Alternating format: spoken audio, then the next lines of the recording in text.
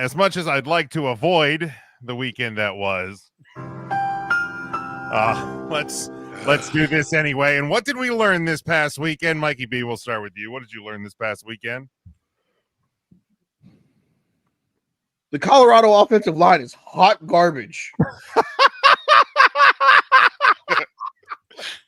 Yeah. And you know what?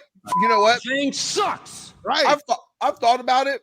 That actually might be disrespectful to hot garbage. You know what? You might be right. They might be worse than hot garbage. You should be nicer to hot garbage. Burn, if I may be so bold, here's the true deeper lesson that you've unlocked, okay? There is no planet on any distant day that one primetime Deion Sanders can recruit for the offensive line, right? We already know he's a DB and skill position recruiter of great acumen who got a lot of guys to come to his college.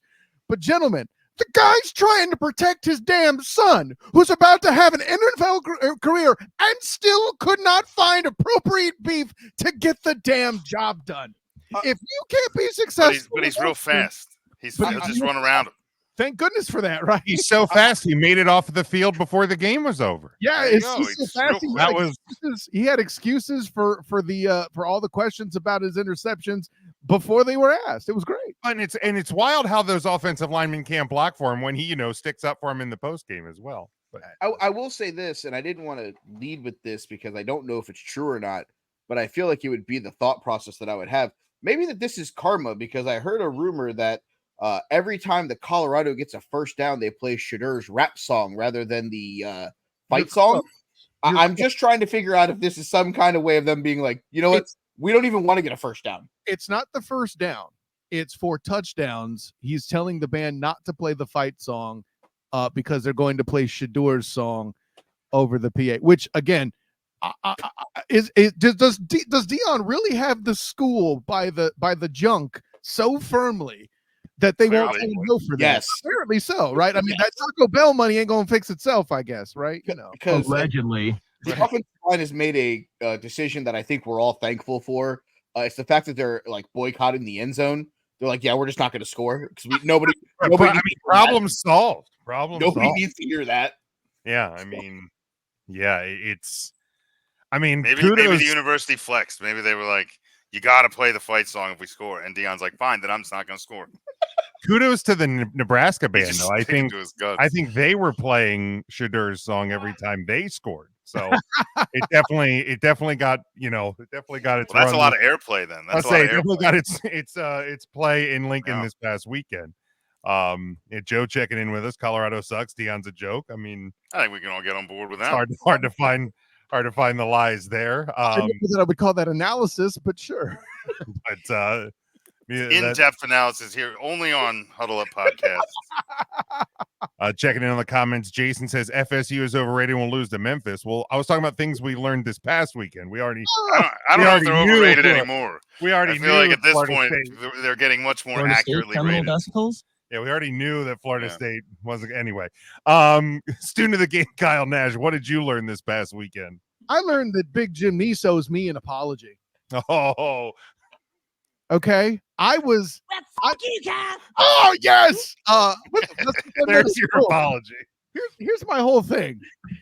I made a comment on the Student of the Game report on Earnestly Speaking that the Notre Dame Fighting Irish wouldn't have a perfect record. I know I'm a terrible human being, because inevitably it's all your fault. Yeah, I'm not expecting arguments in this statement, Sean. Let me be clear. But me being a terrible human happened because I said that, as Notre Dame has done in the past, they will be a game with which they struggle. And upon hearing this take, Jim scolded me. He didn't go full, well, fuck you, Cal. That didn't happen. But he told me that I was a terrible person, in essence, for doing that. I don't think I used the words terrible person. No. I can't remember the exact words. It was actually pretty funny in your defense. But, sir, you owe me an apology. Okay? What happened was exactly what I said happened. That's two, Mike. Write it down. There's two apologies. But here's the thing. And by the way, I'll also be honest, did not have NIU on the bingo card. doing that. Listen, I don't think any of us had NIU on the bingo card. I actually have interacted with Coach Tom Hammock of Northern Illinois from when he was here at the Cure Bowl. I believe your Chanticleers beat him in that game, Mikey Byrne.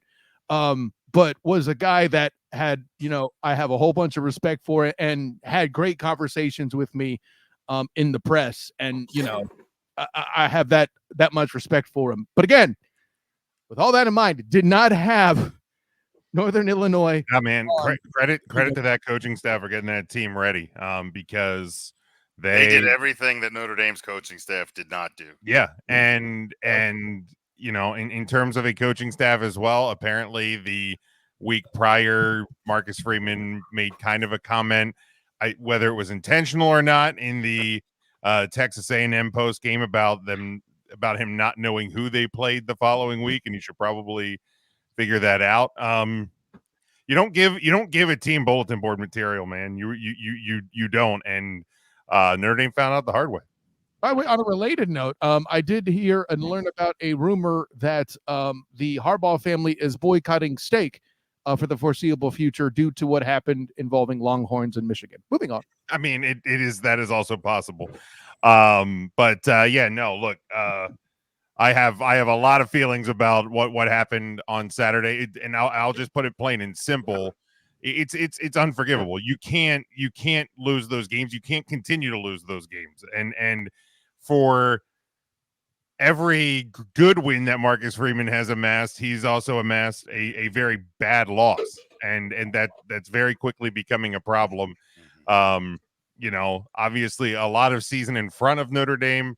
I don't have a lot of confidence that that they're going to get things right. But yeah, it was that was awful. Just absolutely. We still have 18 in the poll. Let's not act like I know there's a bunch of people panicking. Oh, they're done. Hey, no, look, here's the deal, because I just went at somebody on Twitter because they said, well, NIU has to win the MAC and A&M and Louisville and USC has to be this and blah, blah, blah for Notre Dame. I go, look, if Notre Dame goes 11-1, they will be in the playoff. I agree.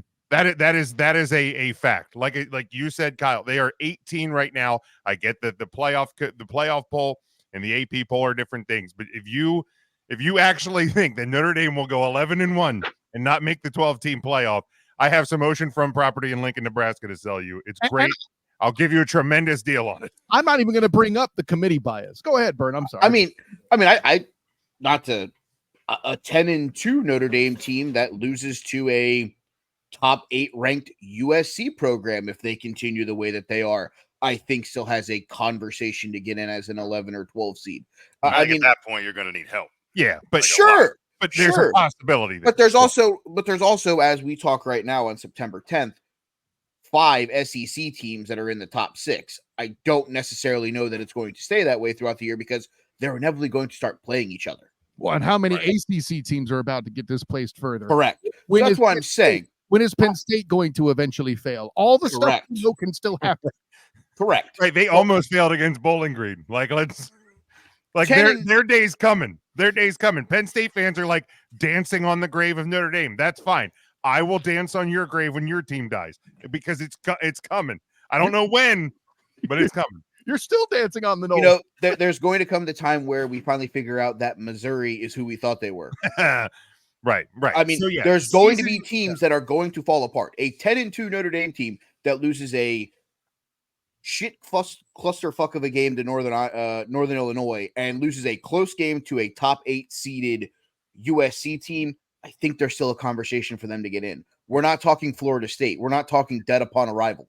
Right now, the way I look at it from this standpoint, I will say this. I see he's in the comments right now with his Donald Trump impersonations. He's an idiot for thinking that this is the Marcus Freeman hot seat. He said it on the show with Kyle today. I said it in the chat. This guy's a moron if he thinks that this starts the Marcus Freeman hot seat.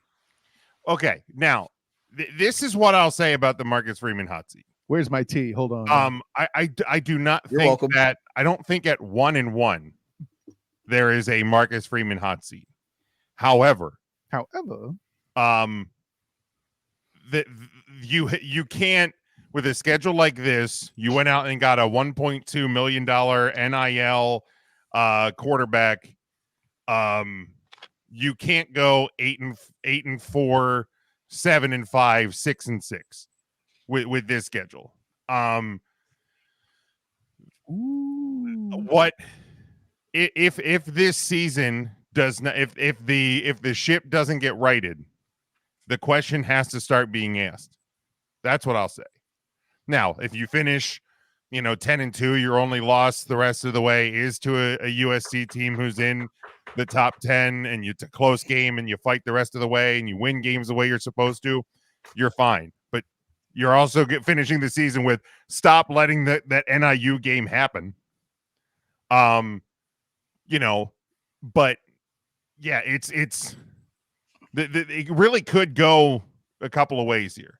So it's up to Marcus Freeman and this coaching staff if it becomes a talking point or not. Right now, it is not.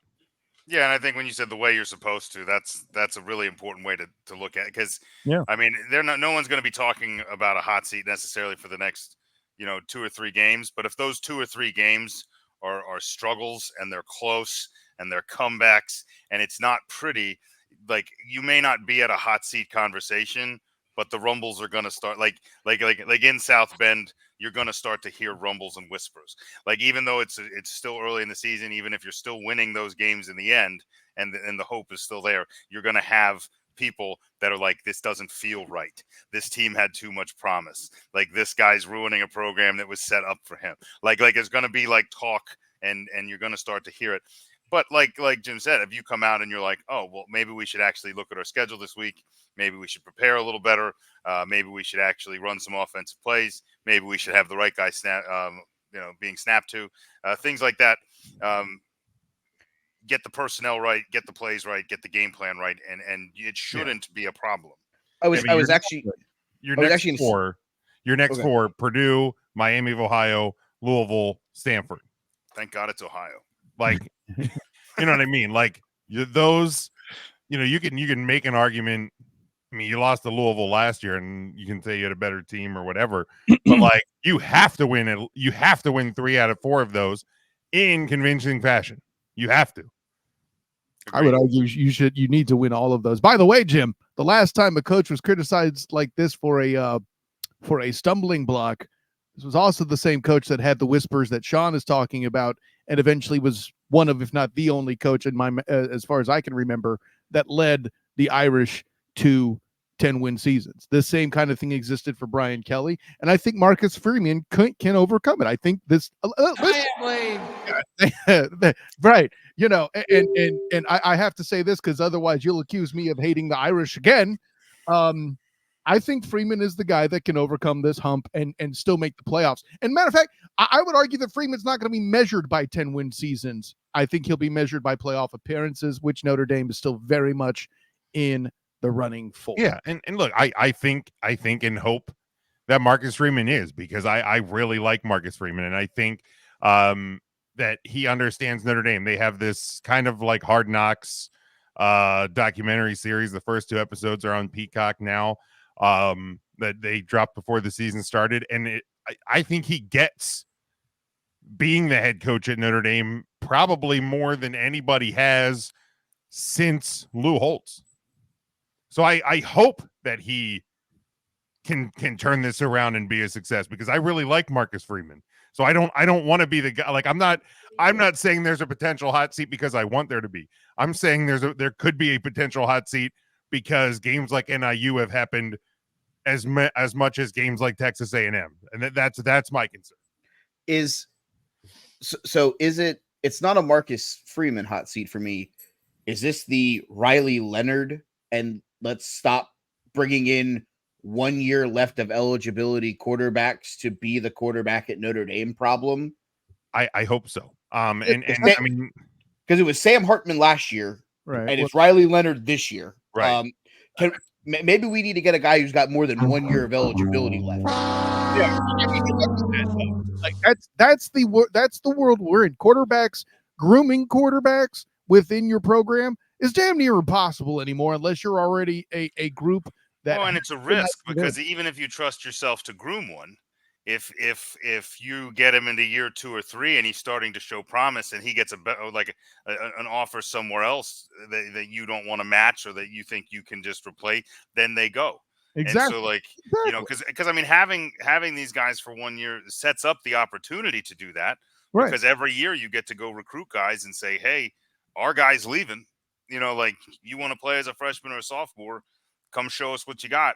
And those players know that, because you're in a situation in South Bend where that quarterback knows he's going to be on national TV if he's on the field. Absolutely.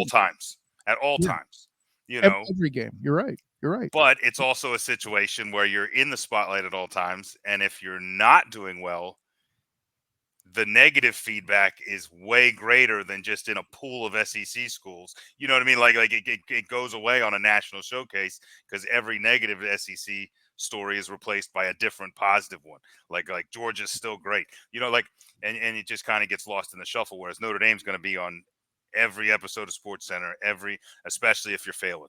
Right. So it's a lot of pressure. Yeah. That's it's a wild, it's kind of a weird situation to the quarterback position because in Notre Dame right now you have people going, you have Steve Angeli and you have Kenny Minchie and you have these guys who are within the program, and Angeli looked good, albeit against a depleted Oregon State team in the bowl game last year, and they're going, why don't you turn it to this guy when you have a team in Ann Arbor who is playing two guys that have been in their program and they lose to Texas, and everybody's going, why didn't they go out and get a quarterback in the portal? Bingo. So here's the thing. You know what solves both of those problems? Win. Nobody's going to care.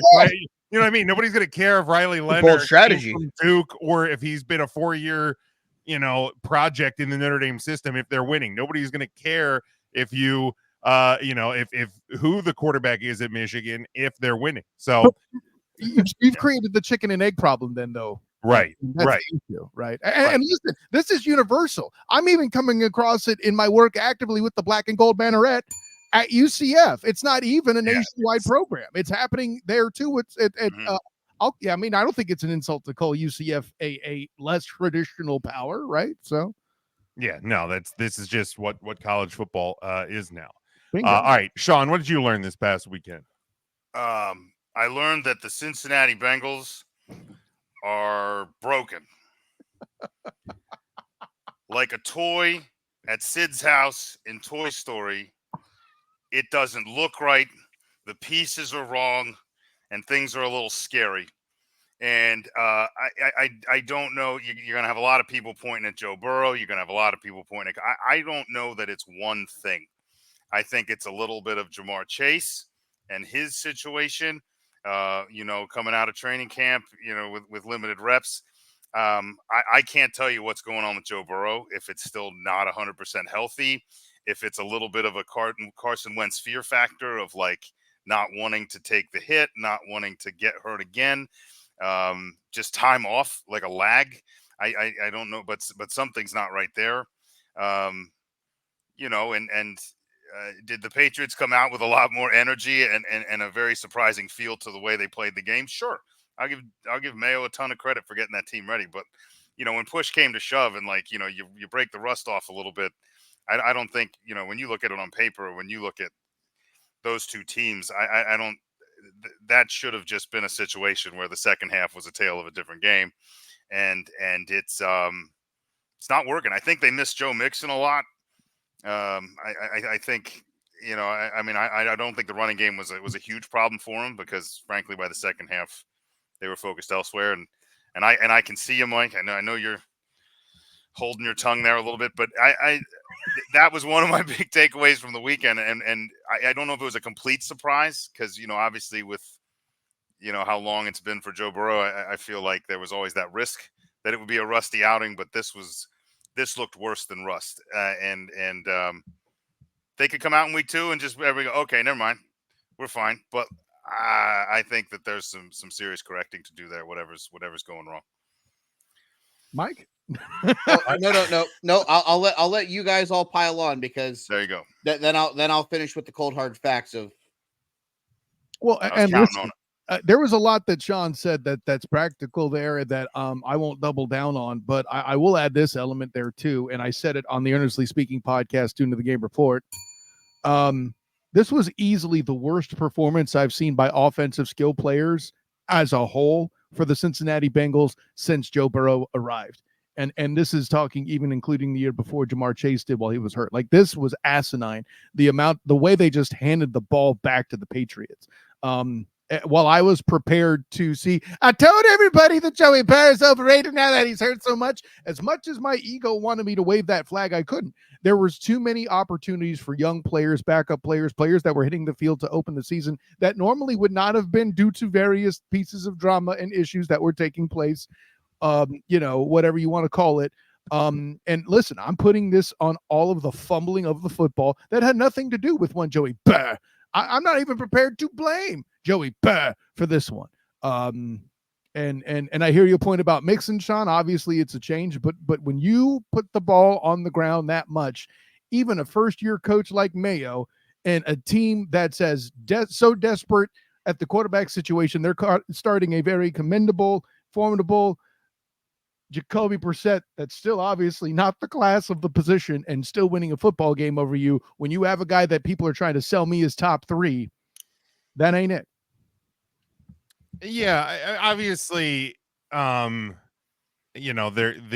result was surprising to a lot of people. But I know that initially when I did my survivor pool pick for week 1, I had picked the Bengals to beat the Patriots. And then there was talks about, T. Higgins, whether or not he was going to play. There was the Jamar Chase stuff. There was, people were questioning Joe Burrow's wrist. And also, again, you have a team who's been told that they stink, and rightly so, in the New England Patriots for the last couple of years, that they have, and rightly so. They have a new coach now. They're trying to establish a new identity. They had nothing to lose. They had everything to gain in this game.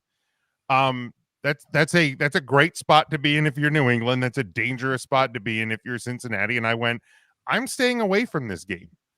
There's actually a part of me that isn't surprised that Cincinnati lost this game. And this also isn't the first time, and I'm sure Mike will point out the fact in this that Cincinnati has had a bad week 1.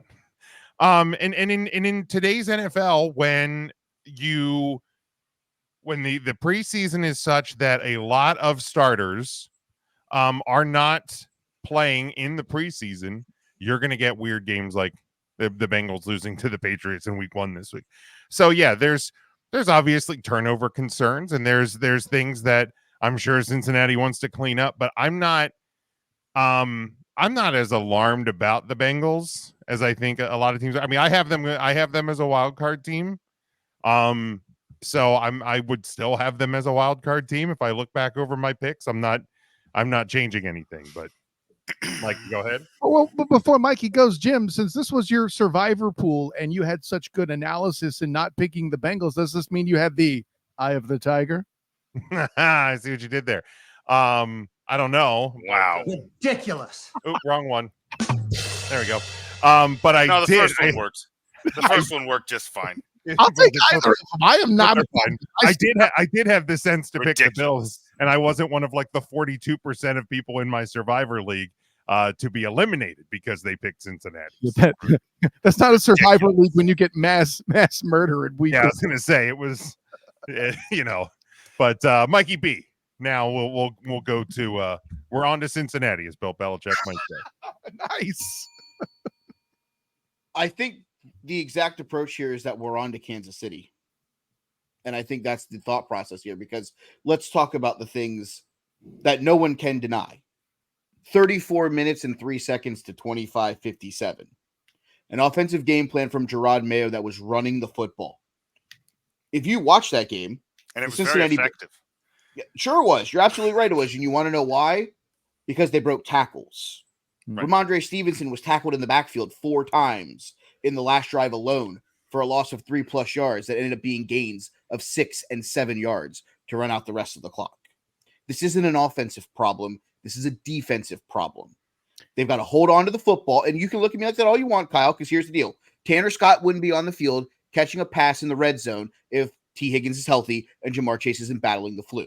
Andre Josivach wouldn't have caught a screen pass on 4-2 and got blown up by a backup corner that no one even knows where he went to school at. The fact of the matter is this team is the same team that it always is. Someone's hurt, someone's dinged up. Someone's going to have to play through an injury for the most part of this season. And guess what? Zach Moss wasn't bad. He only had 9 carries because they were down the that's what I was saying. season. Second half, they didn't need him. Yeah. 16 rush attempts for the team on the day, 4.5 yards per carry. I'll take that every day of the week and twice on Sunday. I'll take my running back and quarterback scrambling, averaging 5 yards every time they take the ball. That's fine. The fact of the matter is the defense has to find a way to tackle. They didn't tackle. The good news is you're playing a team without any offensive weapons. Allegedly. Well, and like allegedly. To compound, we kind of talked about this too in passing on the Student of the Game report, based on your comments. Your defensive takes aren't wrong, but same token, if you hand the ball back to a struggling defense with bad field position and give them all that time of possession only makes it worse. I really think having the proper skill players back solves enough of the problems to beat New England. What you're addressing is what's going to make it impossible for you to beat Patrick LaVon Mahomes II next week. More on that later. Right. Sure, but here's the fact that no one wants to have the conversation about. About no one, but go ahead. No, we handed them the ball in the red zone to kick a field goal right before the half. Mm-hmm. Okay, that's 10-7. If they finish the drive that they handed them the ball, it's 7-7 probably going into the half. Okay. Fair. So again, the issues here is that we're living with guys that are not Jamar Chase, that are not T. Higgins. We're throwing the balls, guys like Tanner Scott. And guess what? As much as I want to hear, Patrick LaVon Mahomes has no weapons.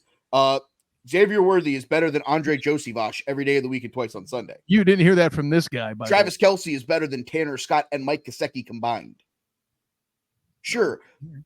The fact of the matter is this. Did they do their job? No. But the offense will figure itself out when the two guys that are the best weapons that Joe Burrow will have in his entire NFL career can play together. Something that didn't happen on Sunday. The reality of the situation is if the defense can tackle and get off of the field and stop having to sit there and have an 8-minute drive, the offense struggle, and then have to go have another 7-minute drive and be on the field for double the amount of time. The fact is the offense, when the weapons are there, is going to be fine. This team is a slow starting team. Always has been, always will be. Well, the good news is if you don't know how to tackle against the Chiefs, they're not going to take 8 minutes to score. Facts. That is also true. That'd be much shorter drives. It'd be just Xavier Worthy just run right out of a tackle and just be gone. Also true. So there you go. All right, circling back on some comments here. Devin says, what I learned this weekend is he does not feel good that his team won by a field goal, knowing they got the Bills on Thursday. I mean, here's the thing, man. You played very good that you won by a field goal. Right. Like you played a good team and you won. You're playing, you're playing a divisional rival this week. I know it's a short week, but I would rather come off of a win than a loss going into that. So I think you should feel good coming off of that win. Do you want to switch roles, Devin? Do you want to go to Kansas City after a loss to New England and tell me how it feels? Right? I'm sorry. You're sitting here. That sounds way worse. Is it a short week where your quarterback was beat up by Eric Armstead and Trayvon Walker? Just throwing that out there as a concept. And also, here's the thing, Devin, too. Like, yeah, the Bills won, but they didn't look tremendous against a Cardinals team. I would argue that they may have looked worse than Miami at times. Yeah. The Bills team that I ended up picking in my Survivor Bowl, I was very nervous for 2.5, almost 3 full quarters. And then they finally did pull away. But the Bills weren't impressive in that win. Yeah, you guys think they survived. Is that the Jags are getting underappreciated nationwide, and it's been the case since the preseason. Like, if it wasn't for the Jags going quiet for 6 of the final downs and not getting a single score to put the game away, they're done. The Finns, and I picked the Finns to win that game, by the way, so I don't want to hear this, the Jags homer bullshit. Okay, like I have that on record on the Duval Dive. I think that's what that's something EJ said. So it is, but this is how I got to do very two invalid things, when Jim, it that comes I love to do. expert analysis. Yeah, I got to do two things that I love to do, though, Jim. I got to talk trash on EJ again, and I got to do a bell for the Duval Dive. This is a win-win for me. There you go. All right, circling back to another one here. Jason says he learned that maybe 3 teams in the top 10 look elite. Georgia, Texas looks real good, and even Tennessee. Everyone else is shaky. I'll tap the brakes on the Tennessee take there. You can say that if you want to. That's a bold decision. I am not gonna. It's a bold strategy, Cotton. Let's see if it pays off for him. Wait, hold on. He mentions Tennessee, but he doesn't talk about Ole Miss. You're right. Let him catch up with us, Mike. It's okay. Like I said, he can have the Tennessee game until they inevitably have like an October, like they'll get theirs. An October flop against Middle Tennessee State or something. So NC State's still going to win the ACC at 8-4.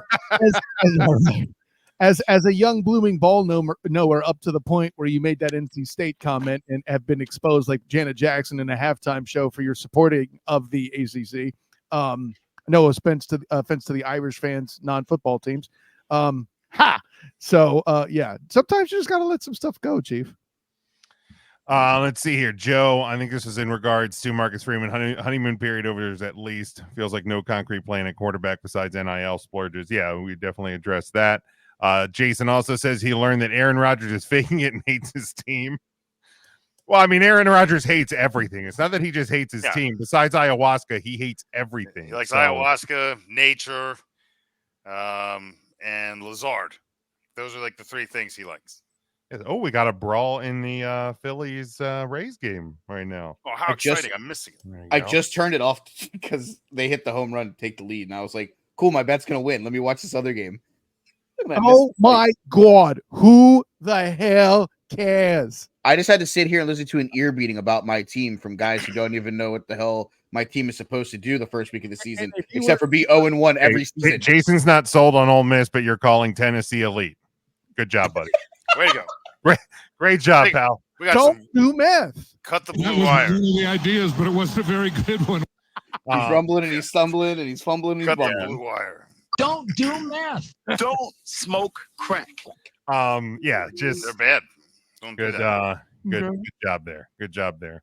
All right. The thing that I learned this weekend is, at least for 1 week, the Jim Harbaugh effect is real in Los Angeles. Because, I mean, look, was it an impressive win? No. But that's a game that Brandon Staley loses. Okay? Yeah. And, they looked better on both sides of the ball.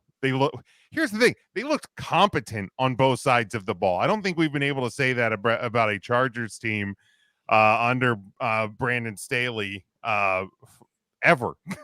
I know he's EJ's favorite coach and all, and I know he's still beat up about him not being in the NFL anymore. But, you look in that locker room, and that locker room is reminiscent of what you saw in the Michigan locker room, especially in recent years. They look energized. They look like a cohesive unit. And look, I'm wear blue and yellow. Well, that too.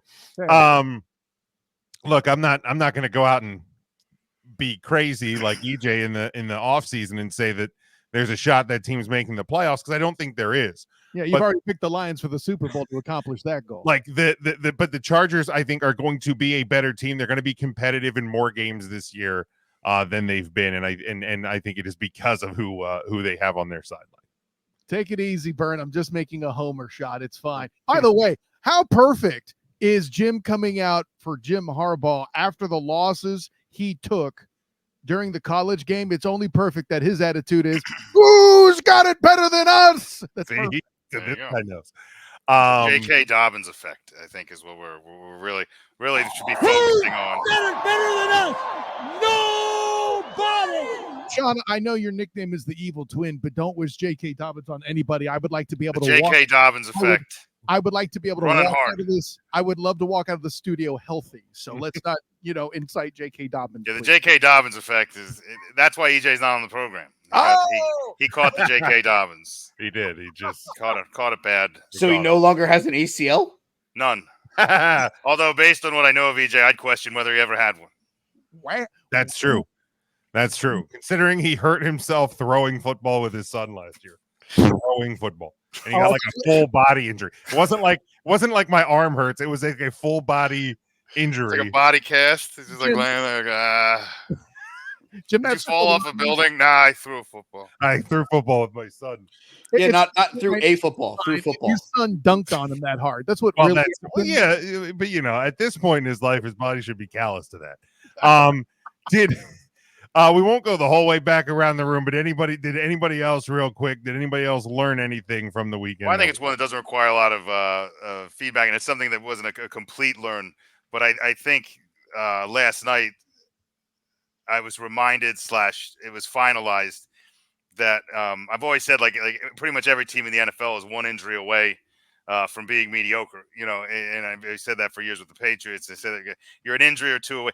The 49ers are probably like 6 injuries away from being anytime. They've done it without Debo. They've done it without Ayuk. But there was always another cog in the passing machine. So to come in and just prove one more time that without our best offensive player, we're just going to throw the next guy in. Kyle, I'm going to beat Kyle to it. They are an injury away. But the injury is Trent Williams, the offensive line, and I said that to somebody. That is the injury that they that's are. That's the only injury that will look back to the Browns game last year. Oh yeah, well, any game he's missed, they play terrible. Right. Yeah. All 3 of them were those losses. You're right. By the way, props to both Burnt and Jim for being like, no, Cal.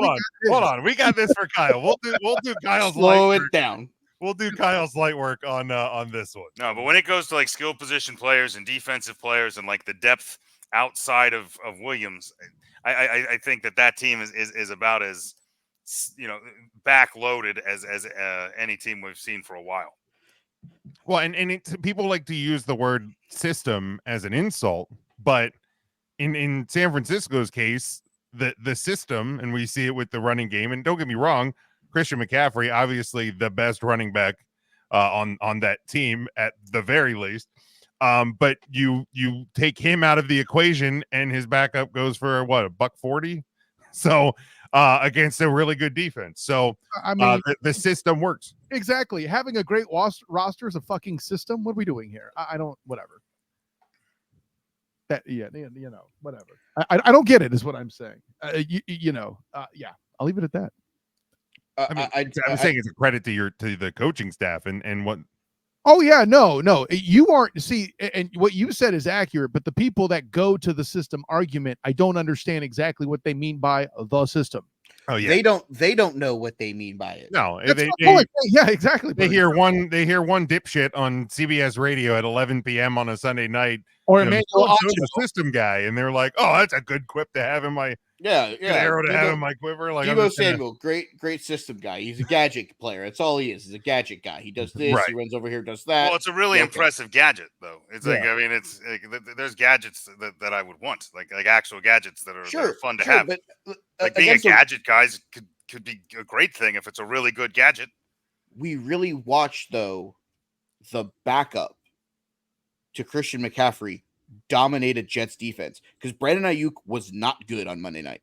No, I don't think it's fair to expect anything out of him. And with all due respect, to the situation, that's kind of a self-inflicted wound. I get that, but if we're gonna put other people over the coals, we gotta address that one too.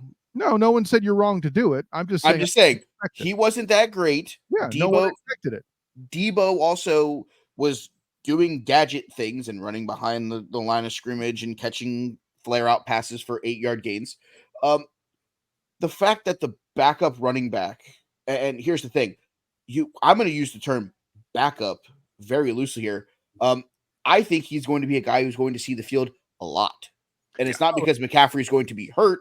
I think it's going to be because they're going to use these guys as explosive, change of pace, guys that can work with each other. McCaffrey's going to be done it spread with like out. Elijah Mitchell and some of the other guys before, and I think I think this this guy's guy. special. I think this guy's better than Elijah Mitchell is. I think there's a reason Elijah Mitchell's not on the squad. Is they really had a chance to get this Isn't guy he hurt? coming. Gentlemen, Yeah, he was. Two names that I know you may only remember one of them: Peyton Hillis, Reuben Drones. Oh God, Guys, I remember both of those. Yeah, Very I well. remember both. Madden cover. Both of them who ran prolifically to get their careers started. In and around one, Mike Shanahan. This is what Shanahans do. They plug and play running backs, folks. Case in point. So Jason asks, I know this was at me, if Tony Pollard or Zeke went to the Niners, would they run for 147? Here's the thing. I think Tony Pollard, I'm not going to sit here and say, yeah, he would definitely run for 147 yards last night. But let's not kid ourselves. Behind that offensive line, that offense, Tony Pollard's going to have a good night last night. He's going to have a good day. Zeke's going to have a good night last night because the lanes and the holes are there. Like this guy certainly has younger, fresher legs than Ezekiel Elliott does, but Zeke's going to have 90, 100. Like Tony Pollard's going to have a $120, $125. Sure. Or at this point, do they put Zeke in for Kyle Juszczyk's role? Right. I mean, like, you know what I mean? You're kind of, at least in terms of Ezekiel Elliott, like you're kind of comparing apples to oranges. You're a bigger bruiser running back at this point of his career, towards the end of his career. So yeah, he doesn't have the legs probably to run 150 yards last night. But he's going to have a decent night, comparatively speaking, behind that line and what they're doing. Sure. All right, let's Can I mention one more before we move on? Oh yeah. Go ahead. And this is solely because Ernest EJ Christian isn't here to defend it, and I want him to listen to this when he listens into this show, and he's like, "What the guys talk about?" It was the fact that goddamn Deshaun Watson take from last week was hot garbage. Yes. Trash. He is trash. He sucks. Excuse me, Jim, considering I predicted this, I believe it was the 22 preseason games. May I please get a Lucifer Morningstar? I tried to tell you, but you wouldn't listen. Thank you. Yeah. Can we just reiterate, and I sent it to you guys, I think, on Facebook. I just reiterate that Baker Mayfield transforming and turning around and being better than Deshaun Watson is the most Cleveland Browns thing that has ever Cleveland Browns.